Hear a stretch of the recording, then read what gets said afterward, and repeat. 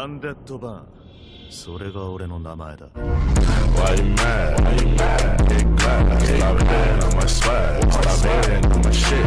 You money like a bitch. You fucking hits. But you can't wash your face. You a lame. You a stank. Veliki pozdrav ljudi i dobrodošli u novi video. Kao što vidite po samom naslovu, u današnjem videu ćemo popričati malo više o tome šta ću ja pogledati ili šta ja gledam u jesenjoj anime sezoni. Tako da ne dužim puno, krenimo da vidimo šta je ovaj poeb počeo da gleda. Krenut ću prvo sa mojim omiljenim, ali ne tako kvalitetnim naslovom, to je Fairy Tailom, taj dugo očekivani nastavak koji je izašao upravo pre par dana, to je prva epizoda. Iako sam pročitao mangu 5 puta, imam želju da pogledam i taj novo adaptirani deo. Ono što sam želeo da kažem jeste da od ovog dela ne možete očekivati nešto puno, jer je Fairy Tail sve svoje, kažemo, bolje momente ispucao do sada. Tako ćete imati još nekih par fajtova, ali i tu će biti dosta plot armora, tako da će fight biti bukvalno smešan,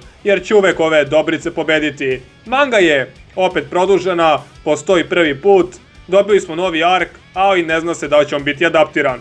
Naravno, tu je i JoJo Part 5 koji smo svi dugo čekali. Giorno je od prve epizode prikazan kao jako specifičan lik jer se razlikuje od svih ostalih JoJo-a. Zašto? Zato što je mafijaš i kriminalac, ali opet ima plemenite motive i jednostavno nije mu problem da uradi manje moralne stvari da bi dosegao svoj cilj.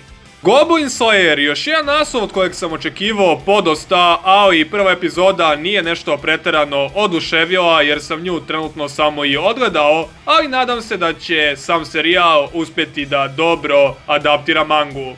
Art Online sezona 3. Iskreno, ne mogu od ovog naslova očekivati bog zna šta, jer nisam očekivao ni u prve dve sezone, a boga mi nisam ni dobio. Tako da ću se radovati ako ovog puta priča bude malo podnošljivija za gledanje i što je moguće kraća, ali prva epizoda već ima 1 sat jer je rađena u vidu nekog specijala. Sam kraj sam ostavio Radiant. Iskreno, sam dizajn likova mi izgleda previše dečije i kič, ali mislim da će ovaj naslov biti pun pogodak i da će se lepo adaptirati istoimena novela. Pišite mi u vašim komentarima šta vi planirate da gledate u ovoj 2018. godini, to jest u jesenjem delu, a mi se vidimo u sljedećem klipu. Do tad, pozdrav!